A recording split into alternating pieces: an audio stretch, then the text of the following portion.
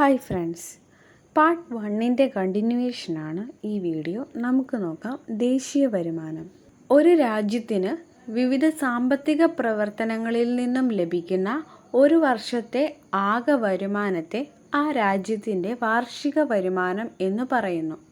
രാജ്യത്ത് ഒരു സാമ്പത്തിക വർഷം ഉൽപ്പാദിപ്പിക്കുന്ന എല്ലാ അന്തിമ സാധനങ്ങളുടെയും സേവനങ്ങളുടെയും പണമൂല്യമാണ് ആ രാജ്യത്തിൻ്റെ ദേശീയ വരുമാനം. ഇന്ത്യയിൽ ഏപ്രിൽ 1 മുതൽ മാർച്ച് 31 വരെയാണ് ഒരു സാമ്പത്തിക വർഷമായി കണക്കാക്കപ്പെടുന്നത്. രാജ്യത്ത് ഉൽപ്പാദിപ്പിക്കുന്ന ഉൽപ്പന്നങ്ങളിൽ നേരിട്ട് ഉപഭോഗ വസ്തുവായി ഉപയോഗിക്കുന്ന സാധനങ്ങളെ അന്തിമ സാധനങ്ങളെന്നും അസംസ്കൃത വസ്തുവായി ഉപയോഗിക്കുന്ന സാധനങ്ങളെ ഇടനില വസ്തുക്കൾ അല്ലെങ്കിൽ ഇടനില സാധനങ്ങളെന്നും അറിയപ്പെടുന്നു. പ്രാഥമിക, ദ്വിതീയ, തൃതീയ മേഖലകളിലൂടെ ഒരു രാജ്യത്തിന് ലഭിക്കുന്ന ആകെ വരുമാനം അഥവാ ദേശീയ വരുമാനം ആ രാജ്യത്തിൻ്റെ സാമ്പത്തിക സ്ഥിതി വിശദമാക്കുന്ന പ്രധാന സൂചകമാണ്. ദേശീയ വരുമാനം കണക്കാക്കുന്നതിൻ്റെ പ്രാധാന്യം എന്തെന്ന് നമുക്ക് നോക്കാം. രാജ്യത്തിൻ്റെ സാമ്പത്തിക വളർച്ച മനസ്സിലാക്കുന്നതിന്, വിവിധ മേഖലകളുടെ സംഭാവന വിലയിരുത്തുന്നതിന്, പദ്ധതികൾ ആസൂത്രണം ചെയ്യുന്നതിനും നടപ്പിലാക്കുന്നതിനും സർക്കാരിനെ സഹായിക്കുന്നതിന്, രാജ്യങ്ങളുടെ സാമ്പത്തിക സ്ഥിതി താരതമ്യം ചെയ്യുന്നതിന്, രാജ്യത്തെ ജനങ്ങളുടെ വിവിധ തരത്തിലുള്ള നിക്ഷേപങ്ങളും ചെലവുകളും മനസ്സിലാക്കുന്നതിന്, സമ്പദ് വ്യവസ്ഥയുടെ ശക്തിയും ബലഹീനതയും മനസ്സിലാക്കുന്നതിന്. അടുത്തത് ദേശീയ വരുമാനം കണക്കാക്കുന്ന രീതികൾ എന്തൊക്കെയാണെന്ന് നമുക്ക് നോക്കാം. ദേശീയ വരുമാനം കണക്കാക്കുന്നതിന് ഉൽപ്പാദനം, വരുമാനം, ചെലവാക്കൽ എന്നിവയെ അടിസ്ഥാനമാക്കി ചുവടെ നൽകിയിട്ടുള്ള 3 രീതികൾ അവലംബിക്കാറുണ്ട്. 1. ഉൽപ്പന്ന രീതി, 2. വരുമാന രീതി, 3. ചെലവ് രീതി. അടുത്തത് നമുക്ക് ഉൽപ്പന്ന രീതി എന്താണെന്ന് നോക്കാം.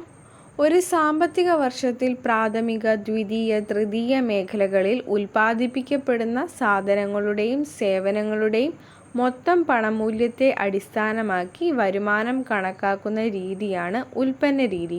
വിവിധ മേഖലകളിൽ നിന്നും ദേശീയ വരുമാനത്തിലേക്കുള്ള സംഭാവന എത്രത്തോളമാണെന്ന് തിരിച്ചറിയുന്നതിനും അതത് മേഖലകൾക്ക് അർഹമായ പ്രാധാന്യം ഉറപ്പുവരുത്തുന്നതിനും ഇത് സഹായിക്കുന്നു. ഒരു ഇക്വേഷൻ്റെ രൂപത്തിൽ ഉൽപ്പന്ന രീതിയെ എഴുതിയാൽ ദേശീയ വരുമാനം അഥവാ national income NI = x1 + x2 + x3 + x4 etc. + xn എന്നെഴുതാം. x1 + x2 + x3 + x4 etc. + xn എന്നത് രാജ്യത്തെ പ്രാഥമിക, ദ്വിതീയ, തൃതീയ മേഖലകളിലായി ഉൽപ്പാദിപ്പിക്കപ്പെടുന്ന വിവിധ സാധനങ്ങളുടെയും സേവനങ്ങളുടെയും ആകെ പണമൂല്യമാണ്. അടുത്തത് നോക്കാം വരുമാന രീതി.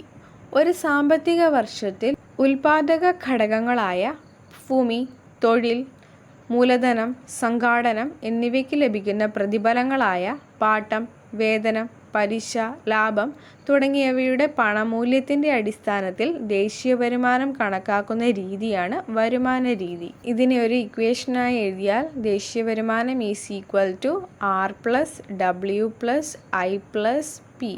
R എന്നാൽ റെൻറ്റ് അല്ലെങ്കിൽ പാട്ടം, W എന്നാൽ വേജ് അല്ലെങ്കിൽ വേതനം, I എന്നാൽ ഇൻട്രസ്റ്റ് അല്ലെങ്കിൽ പലിശ, P എന്നാൽ പ്രോഫിറ്റ് അല്ലെങ്കിൽ ലാഭം.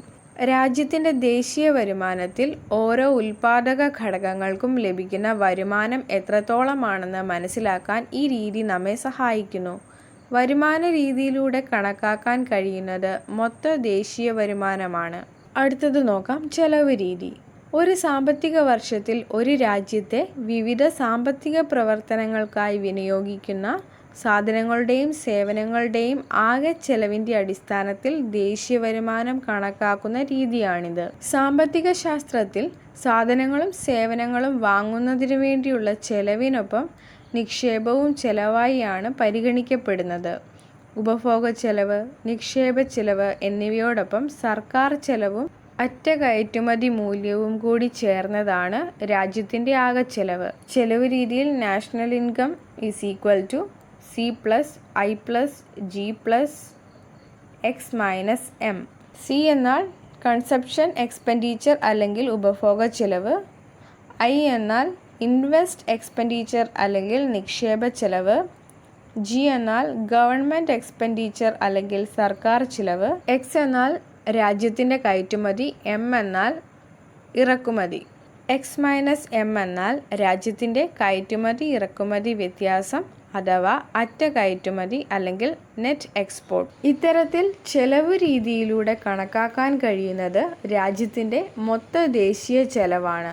ഇപ്പോൾ പറഞ്ഞ 3 രീതികളെയും കൺക്ലൂഡ് ചെയ്ത് പറഞ്ഞാൽ, ഉൽപ്പന്ന രീതിയിലൂടെ രാജ്യത്തെ പ്രാഥമിക, ദ്വിതീയ, തൃതീയ മേഖലകളിൽ ഉൽപ്പാദിപ്പിക്കപ്പെടുന്ന വിവിധ സാധനങ്ങളുടെയും സേവനങ്ങളുടെയും ആകെ പണമൂല്യവും, വരുമാന രീതിയിലൂടെ മൊത്ത ദേശീയ വരുമാനവും, ചെലവ് രീതി പ്രകാരം മൊത്ത ദേശീയ ചെലവും ലഭിക്കുന്നു. ഈ 3 രീതികളിലൂടെയും ദേശീയ വരുമാനം കണക്കാക്കിയാൽ ഒരേ ഫലമാണ് ലഭ്യമാവുക. അതായത് ദേശീയ വരുമാനം മൊത്ത ഉൽപ്പന്നത്തിൻ്റെയും മൊത്ത വരുമാനത്തിൻ്റെയും മൊത്ത ചെലവിൻ്റെയും അടിസ്ഥാനത്തിൽ കണക്കാക്കിയാൽ ഫലം ഒന്നുതന്നെയായിരിക്കും. ഇന്നത്തെ ക്ലാസ്സിൽ നമ്മൾ ഇത്രയുമാണ് നോക്കുന്നത്. ബാക്കി നമുക്ക് അടുത്ത ക്ലാസ്സിൽ നോക്കാം. Thank you.